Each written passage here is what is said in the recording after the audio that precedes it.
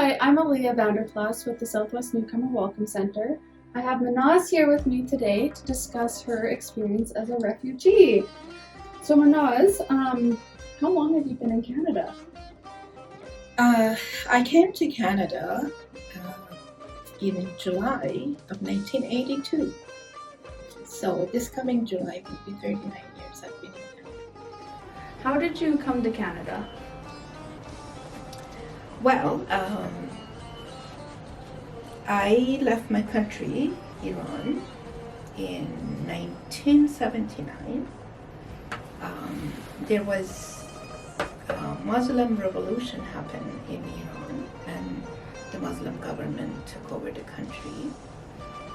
And when this happened, there was a lot of persecution was happening to the non-Muslims who were living in Iran at that time, including the Baha'is, and I belong to the Baha'i religion. And so my parents, due to their worry about the persecution and harming the children, they sent three of us to Philippines, and at that time my oldest brother was living in Philippines.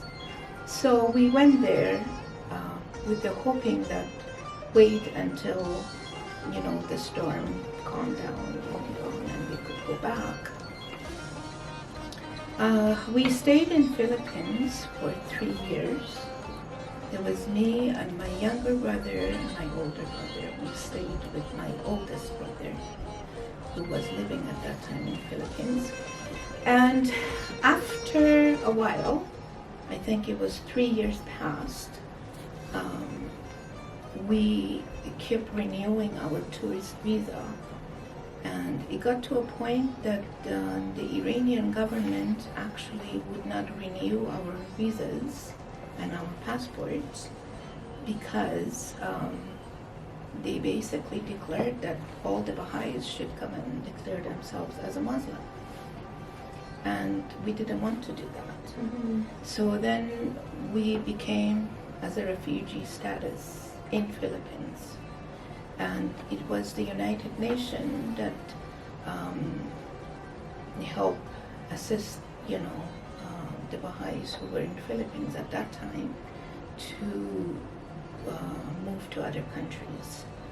So me and my two brothers came as refugees to Canada. Okay. So it was you and your two brothers together traveling? Yes. Okay. Yes. Can you tell me a little bit about your experiences? I know you touched on the revolution that was going on, but before that, what was life in Iran like? Well, before the revolution, life in Iran was pretty much like here. And I had just finished high school. All the girls were involved in sports. We were involved in activities. We didn't have to wear head cover. So it was just a pretty free country. So yeah. But after the revolution, things took a big turn, and a lot of people who were not Muslim were under a lot of stress and persecution. So.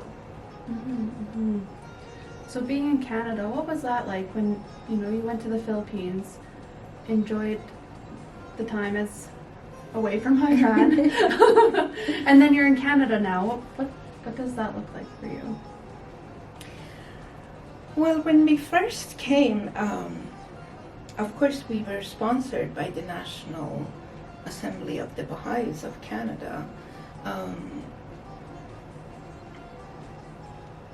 Kind of really hard because your faith or your church is the place that you always contribute to.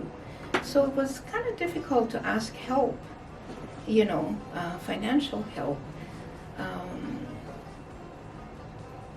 But the assembly had also encouraged us to try as fast as possible to get jobs and to, get some schooling. so we don't have to be dependent on the government and government agencies for financial help. And I think that was a great advice, because that's what we did. We actually, when I came to South Current, it was a Friday. I think by Monday I already had a job. It was just a dishwashing job, working in a restaurant, something very simple, because at that time we could barely speak English. So,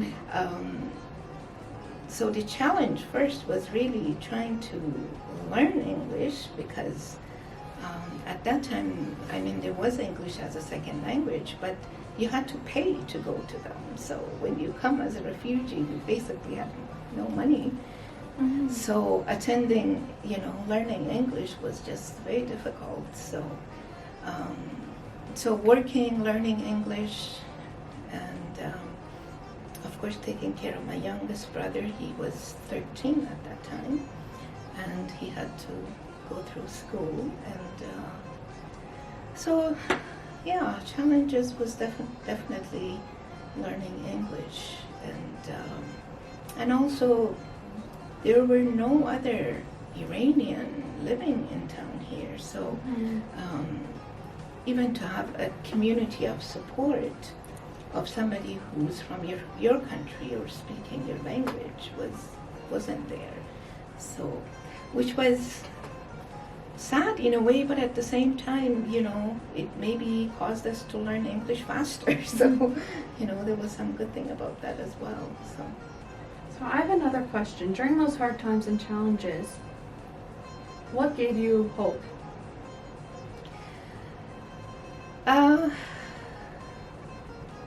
A new life, I guess, in Canada. When I was in Philippines, I remember there was 3 years that we were in Philippines, and I think that was one of the best years of my life. Like, I was just young, and these are the times that you look forward to life. But I spent 3 years wondering what's next for me, because we didn't know that this situation of leaving my own home country could last a lifetime. Mm-hmm. I didn't know that. So every time we were wondering, okay, when is the next time we can go home, or we can go to school, or we can get some job training or something. So 3 years that was in Philippines, it was a kind of like waiting period in our life. So when I came to Canada, I think it was, I can never remember a time that I was so, what's the right word? Nothing could stop me from working, from having a job, didn't matter what kind of a job, from going to school, getting educated, having a real job, being independent.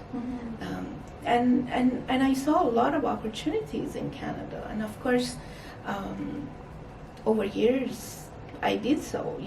I got my education, I got my schooling, I got a wonderful job. I worked at credit union for 21 years. I